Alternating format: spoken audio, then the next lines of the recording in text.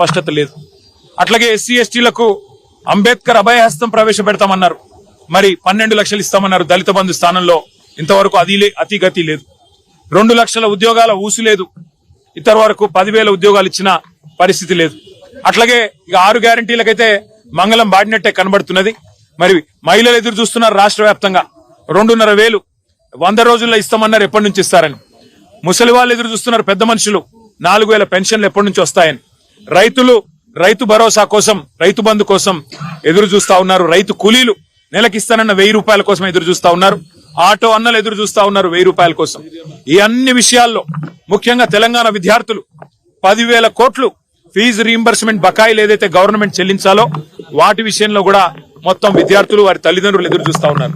ఈ అన్ని విషయాల్లో జాబ్ క్యాలెండర్ అన్నారు. ఇంతవరకు ఆ క్యాలెండర్ లో మరి క్యాలెండర్ ఉంది తప్ప జాబ్లు అయితే కనబడతలేవు.